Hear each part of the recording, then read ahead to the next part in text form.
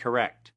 I don't have to remind many Americans that the Center for Disease Control was the one that said you should use DDT in your homes. Used right, it is absolutely harmless to humans and animals. Remember the name, DDT. It spells certain death. A scientific panel today reported that pesticides may indeed represent a grave threat to mankind. Remember the swine flu scare of 1976? That was the year the U.S. government told us all that swine flu could turn out to be a killer, and Washington decided that every man, woman, and child in the nation should get a shot to prevent a nationwide outbreak, a pandemic. Well, 46 million of us obediently took the shot. Did anyone ever come to you and say, there's the possibility of neurological damage if you get into a mass immunization program? No. No one ever did? No. I can't believe that they would say that they did not know that there were neurological illnesses associated with influenza vaccination. That simply is not true. We did know that. And he's lying. I guess you would have to make that assumption. Then why does this report from your own agency list neurological complications as a possibility? You didn't feel it was necessary to tell the American people that information.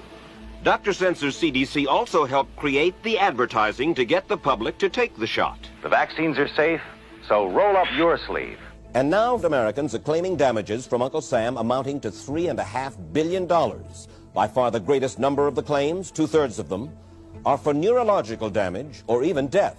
There are serious concerns tonight about how well the CDC controls dangerous germs at its own labs after yet another safety lapse. For the third time in a month, the CDC acknowledged deadly pathogens were handled incorrectly in government labs. That CDC is the CDC that allegedly is looking out for your public health.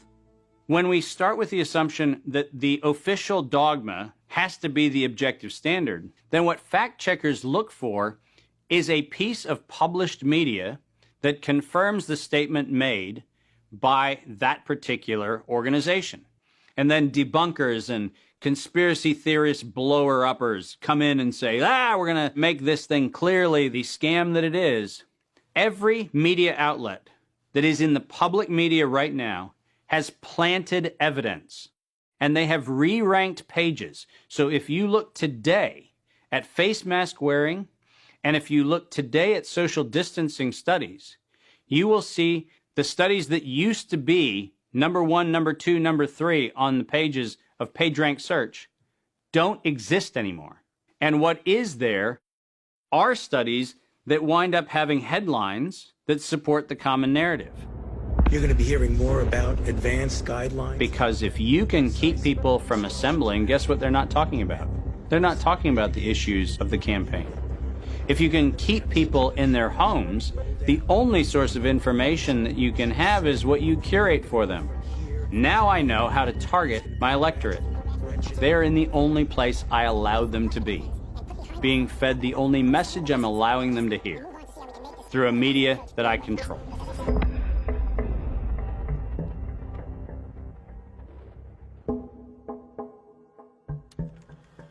Since the invention of the printing press, there's been a battle to control disseminated information.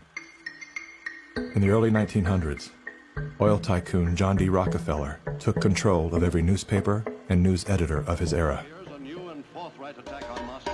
He became America's first billionaire, paving the way for the power-hungry ever since. Thus began the gold rush for the modern world's most precious resource, the narrative. Do you have any people being paid by the CIA who are contributing to a major circulation American journal? During a Senate committee investigation, it was revealed that the CIA had been conducting a covert operation to infiltrate and control U.S. media. They called it Operation Mockingbird. We do have people who submit pieces to American journals. Do you have any people paid by the CIA who are working for television networks? This, I think, gets into the kind of details, Mr. Chairman, that I'd like to get into in executive session. Over 3,000 CIA contracted and trained operatives were placed in key positions within top media outlets. Posing as editors and journalists, these well-paid actors never dared to question the effect of their lives on the world beyond their cozy studio. How often does the CIA manipulate the media in this way? It goes beyond your wildest imagination. Setting up student organizations so they could draw radical students in. 5,000 university professors co-opted to help the CIA manipulate people's minds. Journalists in the U.S., including big-name journalists, co-opted to function routinely to help the CIA put out stories and biases to the world. As this 1952 CIA memo says, the aim is controlling an individual to the point where he will do our bidding against his will. It's a great brainwashing process to change the perception of reality of every American to such an extent no one is able to come to sensible conclusions in the interest of defending themselves, their families, their community, and their country. Would you say that continues today? Well, I would think probably for a reporter it would continue today, but because of all of the revelations, I think you've got to be much more careful about it. So how do we know that Operation Mockingbird still isn't in effect? Well, we don't. It was the Telecommunications Act of 1996 that opened the door for predatory corporations to monopolize the industries of print and broadcast. This bill protects consumers against monopolies. It guarantees the diversity of voices. Today, a handful of corporate empires own and control the vast majority of everything you read, hear, and watch. From the biggest movie studios, television and radio networks, newspapers and magazines, to the vast universe of internet news and entertainment sites. Amazon has transformed its operations in response to COVID-19 to protect employees and keep packages flowing. The company is keeping its employees safe and healthy while still delivering those packages to your doorstep. The company is keeping its employees safe. The company is keeping its employees safe. Millions of Americans staying at home are relying on Americans staying at Amazon. And that is how it works. It's like a house of mirrors, where you're seeing the same thing over and over and over again, except it's distorted. There's an industry that is paid to go after and target journalists, whistleblowers, and inundate our consciousness and the images we see to try to ruin, destroy, or smear the idea that they don't like or the person who's delivering it. You smear somebody with falsehoods and all the rest, and then you merchandise it. And then you write it, and they'll say, see, it's reported in the press, so they have that validation that the press reported the smear, and then it's called the wrap-up smear. Now I'm going to merchandise the press's report on the smear that we made. And it's a tactic.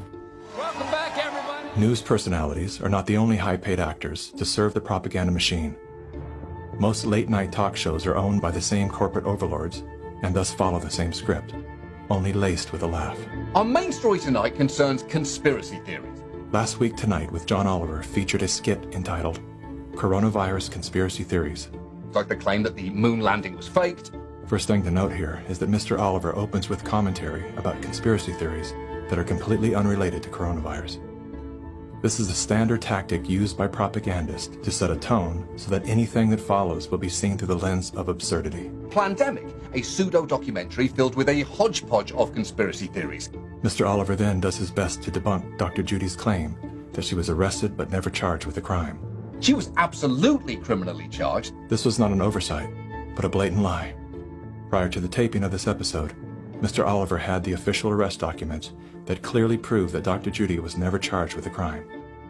Mr. Oliver then attempts to debunk the idea that a beach, aka nature, holds any value in boosting our body's natural immune system. Instead of challenging the point with science, he kills it with a smear. Everything that you just said is insane. Television is not the truth. We deal in illusions, man. None of it is true. But you people sit there day after day, night after night, all ages, colors, creeds. We're all you know. You're beginning to believe the illusions we're spinning here. You're beginning to think that the tube is reality and that your own lives are unreal. This is mass madness, you maniacs. In God's name, you people are the real thing. We are the illusion. So turn off your television sets. Turn them off now. Turn them off right now. Turn them off and leave them off. Turn them off right in the middle of the sentence I'm speaking to you now. Turn them off. In 1979, the world decided that we needed the Bayh-Dole Act because we needed to reform our patent system. And one of the modifications was we allowed recipients of federal funding to patent and retain economic interest in the research that the public paid for. You get a $5 million grant from the taxpayer, and then you get to charge the taxpayer a premium for the technology they paid to develop. Pfizer is going to get nearly $2 billion. Moderna receiving $438 million in taxpayer money. And yet both companies have said they will not sell the vaccine at cost.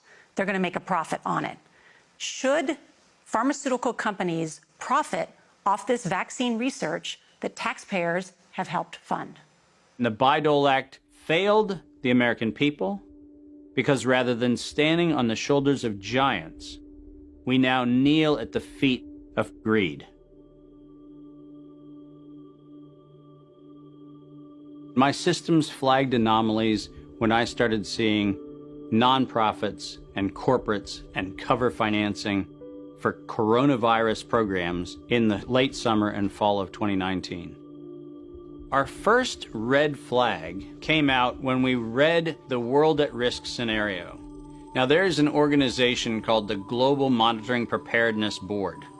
This organization is a part of the World Health Organization, and this board includes Dr. Elias from the Gates Foundation and Anthony Fauci from NIAID.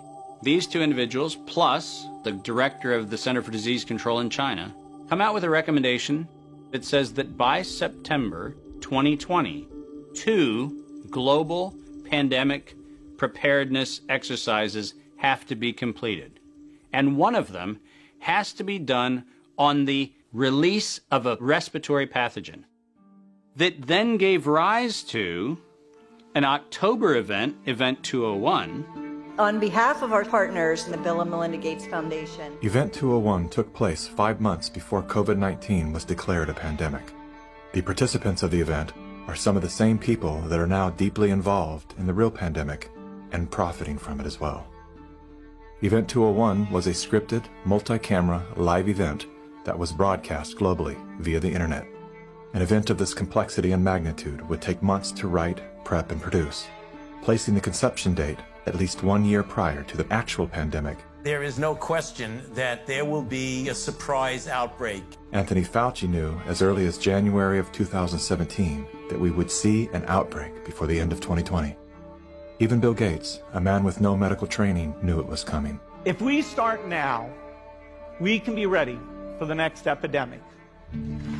Every single thing that you have seen play out in front of your eyes, all of them laid out in their tabletop exercise, which, by the way, fact checkers have said has nothing to do with the coronavirus outbreak. Just happenstance. This is that wonderful universe of improbabilities where events just co-emerge and then nature conveniently backs itself into our architecture. That's the scenario we're supposed to accept.